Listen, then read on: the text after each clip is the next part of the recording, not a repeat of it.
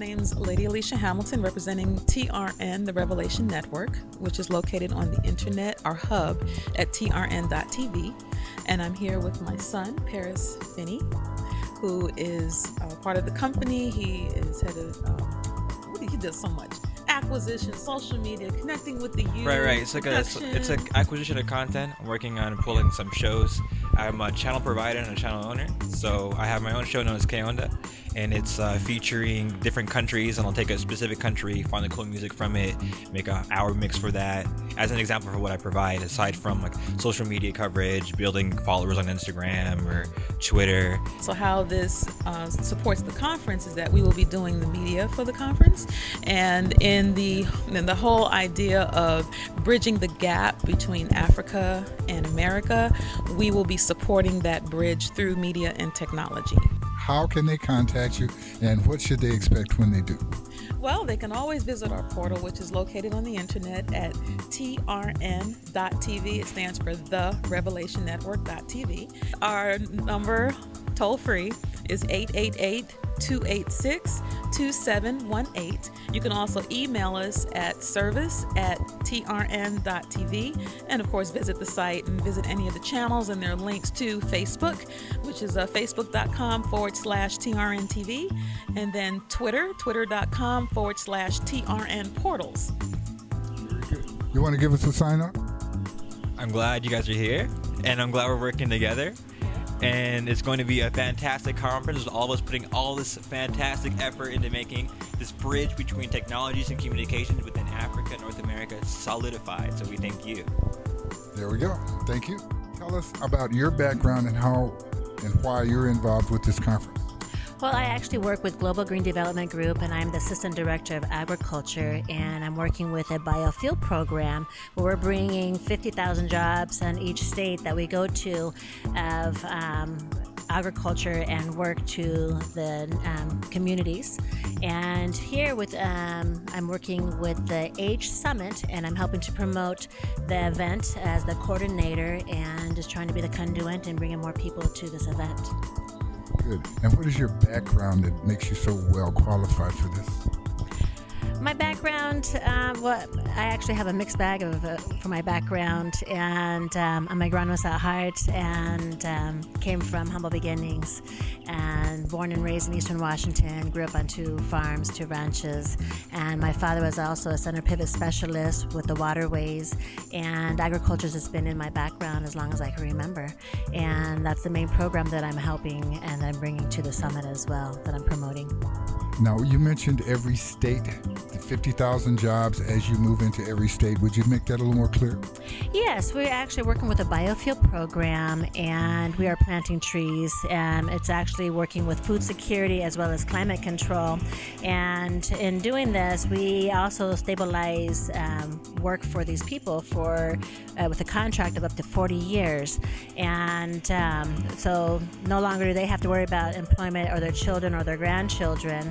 The crop that we're bringing is very unique, and it is going to give them the ability to be active participants.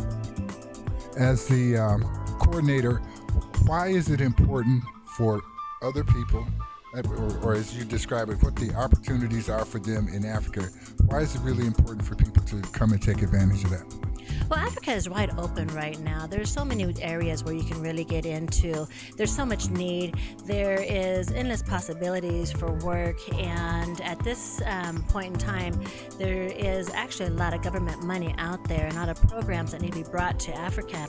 And so we're trying to bring more awareness and kind of just demystify a lot of the myths that's going on in Africa or working with Africa, and let everybody know that there is a large market for employment, flagship programs. They really need everything. The infrastructure is little to none in a lot of places in Africa. And all of the things that they're missing represent opportunities for business to come from here. Yes, exactly. Well said. What do you anticipate will occur as a result of the summit in terms of actual contracts, actual process getting started?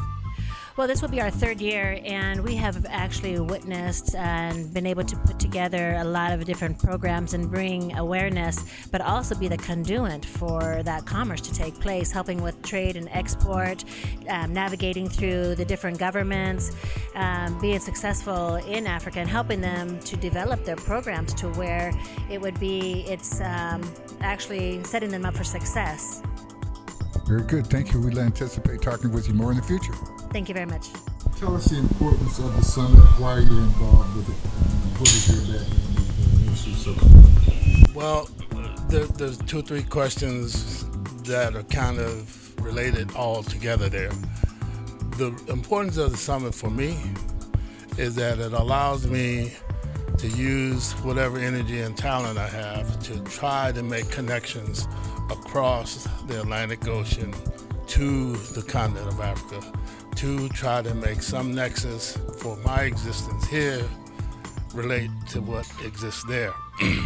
Do that through some kind of economic activity, some kind of social interaction, and of course there's the spiritual part of everything that I do that is kind of mandating really that I participate in this way. I've worked probably for the last 40 years in areas that are related to training, development, educating young people on how to be self-reliant, how to value education, how to devalue things, and probably to not try to accumulate wealth just for wealth's sake. Tell us more about what the goal of the African Global and Economic Development Summit is. Our primary goals are to make sure that the projects that need to get done on the continent of Africa and are having those projects in many cases are having extreme difficulty attracting and actually getting people to invest money so that those projects can move forward and do the work that is often described as God's work, but God is not in a position where he thinks or she thinks that she needs to give us dollars and cents. So what we're trying to get people to do who have money is to be familiar with where the projects are and why they're safe to invest in. We're trying to get people who have the projects to come here and interface with people who have money so that they can do projects and use Global Green as the model for how, well, one way that's a different way to do projects that we all want to see get done. You mentioned Global Green. That is the company that is putting together the summit. And what type of work is Global Green doing in Africa? Well, Global Green, in the first place, is it's a economic development consortium. We have companies that are part of the consortium that can virtually handle any aspect of any kind of development activity that we want to engage in.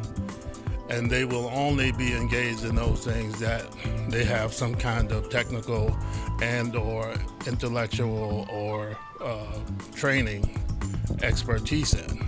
And as Global Green, we call them Global Green not because they're green in color, but green in concept and conservation. Well,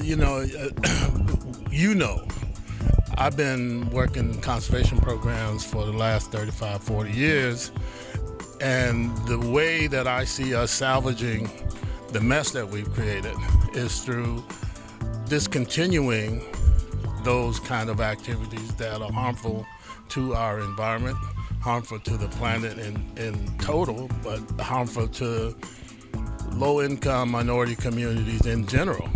So where we have the ability to change the dynamic, to rectify the degradation and destruction that's gone on historically, Global Green has undertaken that kind of as one of its business concepts that it wants to do. At the same time, to do these mega projects. Some of the projects that we're involved in involve my primary interests are in the agriculture sector. And I know that there are, just in Nigeria, 8 different states in Nigeria that wants us to come and do our agricultural biofuels program. Can you tell us a little bit more about some of the specific things that you've done in the arena of green development, conservation? Well, the main thing I think is agriculture is really pretty much the same no matter what you're growing. So we've been for the last 20 years involved with Latino and African American farmers in what's called the Inland Empire and kind of eastern San Bernardino, eastern Riverside counties to put agricultural projects together that grow food, that we can address the deficit of food in these food deserts that we have in the midst of these big metropolises that are what basically is the Inland Empire.